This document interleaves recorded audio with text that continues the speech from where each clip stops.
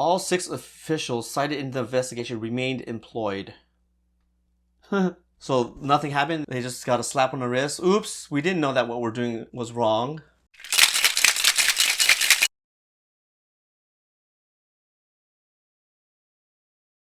What's up guys, this is Alan again, back with another episode of the Off the Clock podcast. And today we're going to talk about whiskeys again. Some interesting stories regarding rare whiskeys. If you haven't seen the video, I talked about how this rare vintage whiskey shop got raided by the Kentucky ABC.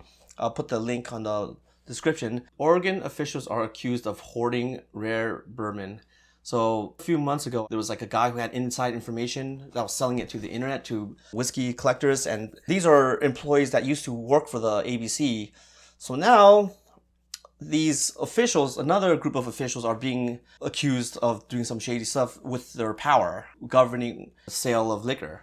So an investigation found that 6 officials with the state's liquor commission had diverted bottles of high-end alcohol for themselves, including Pappy Van Winkle bourbon. So the article that I posted a few months ago, that was information. That they were selling information, which is illegal because you're not supposed to know where the liquor bottles are going. Part of the fun of chasing the whiskey is not knowing where to find it at. It's like catching Pokemon or something. So if you just cheat and pay for that information and you just go straight to the shop, it kind of diminishes the joy of whiskey collection. So picture some Pappy Van Winkle, including a 25-year. So that's interesting. I used to work at a place that had a 25-year-old, but it was the original distillery and it came in a little bit of a different bottle. It was kind of cool that this one shop has all these old, rare Pappies. Yeah, speaking of which, like we just sold out 3 of the Pappies at my work. One of it was like a 15-year and then the other one was a 12-year. Yeah. Hopefully they appreciated it because one of it was like $300 a pour. And they bought 4 pours. Bourbon aficionados have watched over the years as Pappy Van Winkle Family Reserve Bourbon have become highly coveted luxury item, a status symbol, one whiskey expert said, akin to a Rolex watch, blah, blah, blah. A version that has been aged for 23 years can sell more than $5,000. So if you're not familiar with the Pappy Van Winkle and why it's so expensive, they're a wheated bourbon, which means that in addition to corn, the next mash that comes after corn, as being, corn has to be the main ingredient, 51%, in order to be called bourbon. But then you have other grains such as barley, rye, wheat. So Pappy is a wheated bourbon, means that the second most common ingredient after corn is wheat. And what makes wheated whiskeys really unique is that they tend to be really tasty when aged for exceptionally long times. So you rarely find a high rye bourbon aged for 20 years. So what the Pappy Van Winkle does is their youngest whiskey is probably like 10 years old. So imagine that. You could be making a whiskey and by the time it gets released to the public, you might not even get a chance to taste it. So we're going to go down here. So when an internal investigation made public this week found that top officials at the Oregon Liquor and Cannabis Commission had used their positions to procure and purchase hard-to-find bottles of Pappy Van Winkle, with some bourbon connoisseurs say they were outraged but not surprised. Of course, we've seen this happen before where internal employees have knowledge to where they go, but this one is different because they're participating in the sale, which they're buying it for themselves. So I'm wondering if the stores themselves got in trouble or they didn't know, maybe these officials came in plain clothes and the stores didn't even know, or maybe they bought it directly from the source.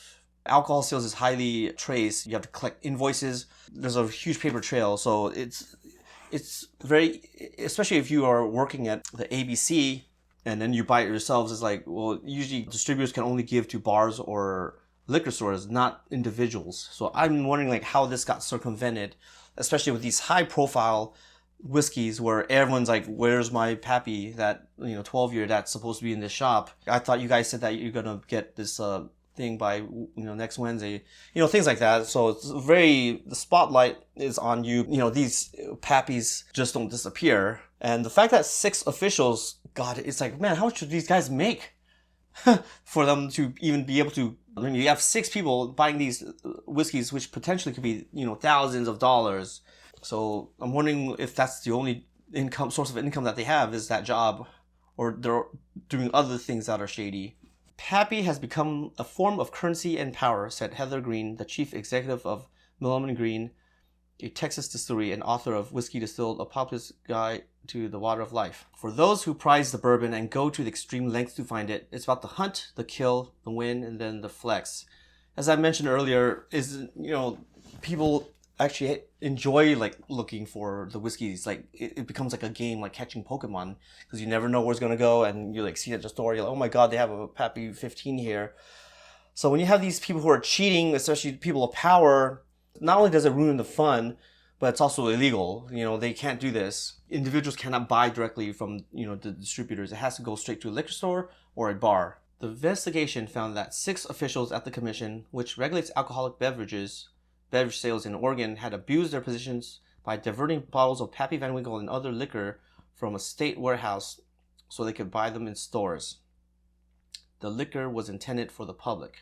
I'm still wondering, like I said, like the paper trail makes it very easy to prove this, because it's like, how did this go straight to a regular? It went straight to like an official. There's a paper trail. There's invoices. Like, you just don't have bottles of Pappy that mysteriously disappear. Longtime purchasing coordinator who complained about the practice said commission managers had for years requested liquor from the safety stock, a reserve supply that was kept at a warehouse to replace bottles that broke in transit. That's crazy that they even have extra that is only intended to replace broken bottles. So that idea that you have extra Pappy as a backup is kind of funny, I think. So maybe that's how they got away with it. They're buying it from a safety stock. So if the bottles didn't break, then you have all this whiskey that's, what are you going to do with it? Or maybe they faked a broken bottle and then kept that backup bottle, or kept the broken bottle. Who knows? If you're in this position of power, you can change the paperwork and make everything look clean. But they got caught, so let's continue reading and see what other information this has. After the commission officials put in their request, the bottles were shipped to liquor stores, usually one in Milwaukee, near the office where the commission officials worked. Commissioners were notified when the bottles had arrived. The employee said in a report. Commission officials paid market price for the bottles, and according to their interviews with an investigator, either drank them or gave them as gifts.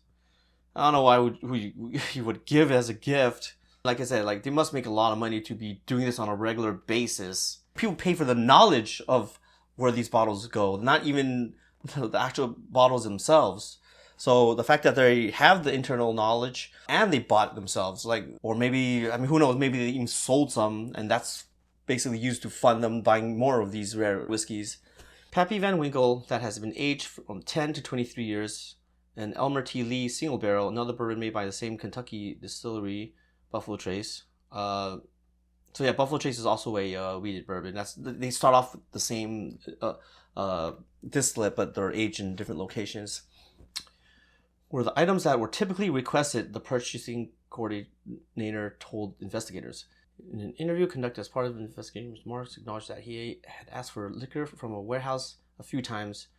With 23 years, that's $5,000 on the retail price. But obviously, because how rare it is, people are always going to charge more for it, which he understood it was rare and in high demand. He said he did not believe his actions had violated the spirit.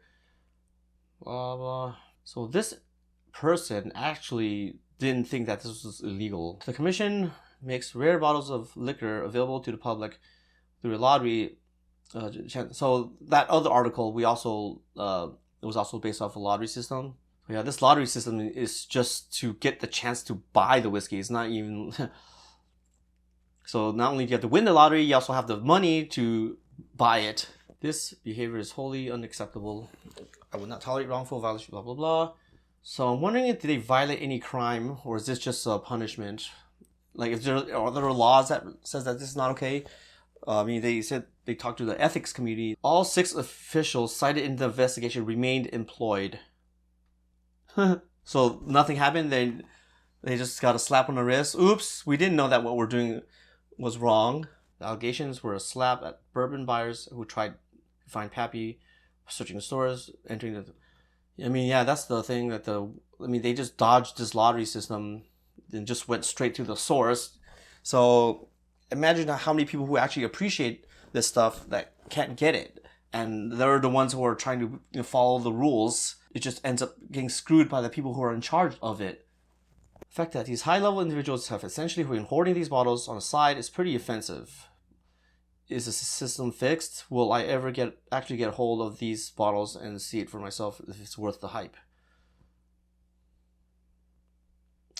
So yeah, another scandal involving ABC employees, that are supposed to protect and control the sale of whiskeys so that it's been sold fairly. And so yeah, it's just interesting that this is, I'm seeing more and more articles on things like this, and perhaps maybe it's been happening this whole time and we just didn't know about it. I mean, like, even my bar, we just sold out our third Pappy. They're all different years. One is 10, 12, and 15, but those bottles have been sitting there years ago, way before that I've been there. Even I sometimes wonder, like, how we got a hold of them. So yeah, like, just found this was interesting. Once again, like, if you are you a collector of rare whiskeys? What's the most expensive whiskeys you've had? Please leave it on the comments below. And I hope you enjoyed this podcast. And I'll see you guys in the next one.